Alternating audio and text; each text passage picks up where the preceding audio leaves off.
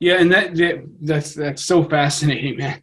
But then we get that gets in even potentially, and again, people, this is me taking Carl here. Don't blame Carl, because then you get into even like stranger ideas such as egregores, which the fields of morphic resonance could just be a different way of conceptualizing the egregore and the tulpa and the joined thought forms and all of these things, because then the question comes, and I've actually seen this question asked by people who come upon these ideas and kind of just run with them, a lot of times out of fear, I think, which could be justified. I don't know. I don't know all the answers to anything. But like the question then becomes, let's assume this idea that there are these fields of morphic resonance or egregores, tulpas, whatever. There are these disembodied conscious forces that inform and influence each other and inform us. And that is what shamans are connecting to.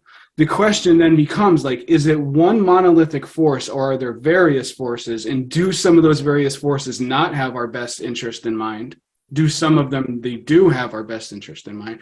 Because people look at these events, like the Jack Parsons one has become a big thing in just like internet lore, where people are really ascribing a lot of significance to the whole Babylon working thing and saying that it opened up this rift because that's when the modern UFO thing started, right?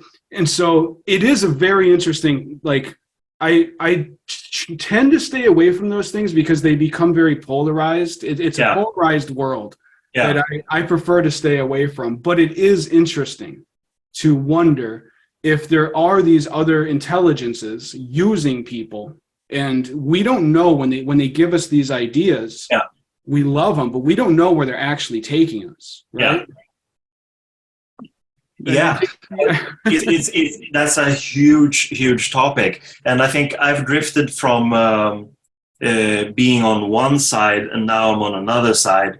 And it's basically, I used to be quite open-minded and accepting of what's called in the Thelemic lore, praeter-natural intelligences, discarnate intelligences, call it whatever. And my take on that some time ago was like, why not? I was very, I would say, inspired and influenced in Kenneth Grant's approach, in the sense that he was so very, very open-minded, and he had worked occultly, like worked with these things, going to different mind frames and states of mind, of states of consciousness, and explore these things. And then you have to take your hat off and say, that's good. Someone who's worked with it, and they came up with this. So it is, in a way, a kind of a proto-scientific approach. However, and then, of course, you have these things like with UFOs and other kinds of influence from the cosmos and all of that stuff. Now I seem to be fairly strictly on a very human side. That means taking a psychological stance or a psychological grid or matrix through which I look at these things. And if we just stop by the Parsons thing for a little while, and so we can disseminate, because I know what it's grown to, and it's become mythic. And that's something that can happen when culture takes on mythic stories and sort of tweak them, give them the turbo injection by TV series, books about all these things. And that can basically happen when something is in the right place at the right time. And also if it carries mythic proportion, which is what happens, when the rocket scientist gets blown up. He's involved with the big bad cult. I'm not talking about the OTO. I'm talking about the other, the other cult that stemmed from this friendship and environment. So, of course, that's fascinating enough for people to become wildly interested in it. And then you have fictional renditions of it, and thereby grows. And now it's an actual living, fairly contemporary myth. But basically, what happened was just I don't know, strictly psychological processes where you have this environment that was the original Thelemic environment in California.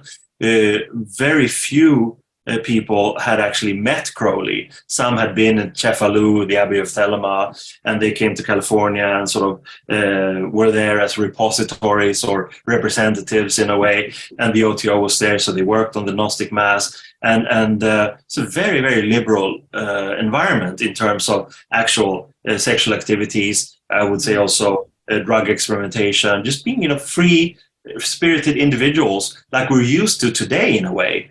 Thinking it's more proto-hippies. Exactly. Proto-hippies. But then, of course, you have this thing where it always goes sour, right?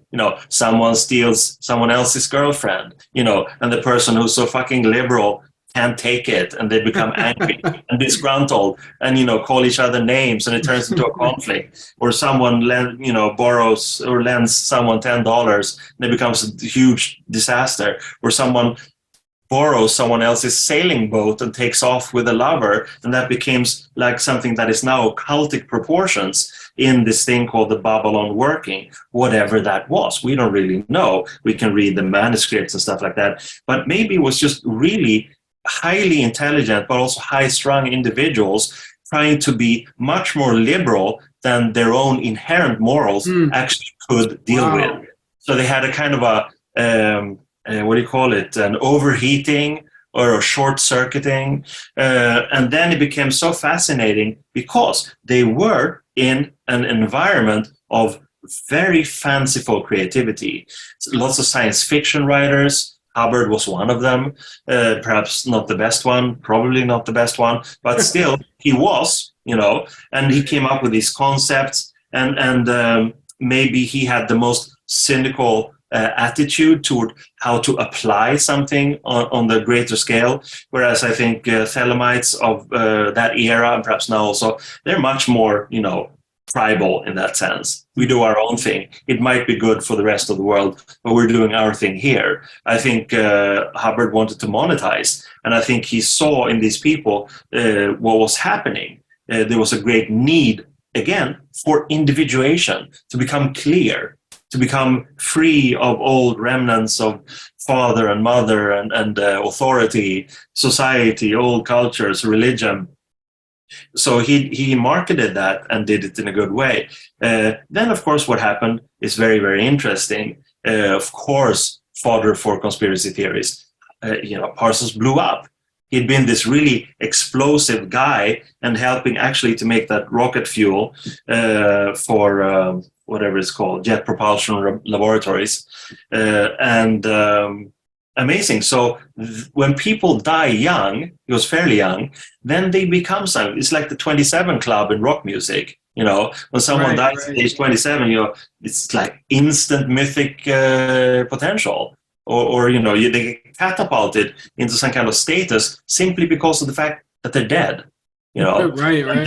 And then you have, interestingly enough, Cameron, the great artist who was Parsons' lover, carried on in the OTO environment and also afterwards, being like a little beacon of Thelema, influencing Kenneth Anger, mainly, the filmmaker, who carried on, became like an ambassador of Thelema through his life and through his films that are just so remarkable, and who was one of the key people who inspired me to become involved with the OTO for 30 years, for instance. So you can see how these trails of influence and inspiration are fairly new, but they really work in reality. And some people, depending on what kind of person you are, some people take it on and create worldwide money-making, racketeering movements, and otherwise other people are fine in being like in their own solitary sphere, like Anger. But they both have huge influence, both these spheres. I think the problem is that when there's no one left alive to tell the real story, then it's everything is up for grabs in terms of myth making, and there you have a lot of conspiracy theories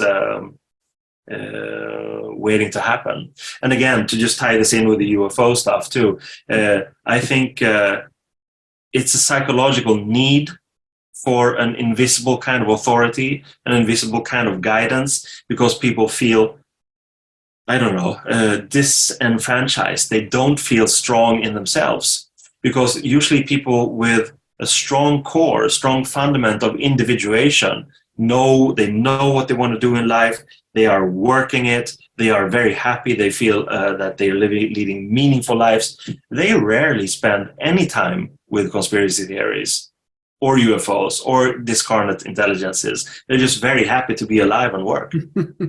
Right. When I talked to Mark Stavish, he actually said, so what if there are UFOs? Who cares? You still have to pay the bills. You still have to take care of your family. You still have to it's funny because it was so dismissive, but then I really thought about it. I was like, you know what? He's right. Like you would still have to be the best person that you can be. You would still have to be the most loving, giving person that you can be. All these things.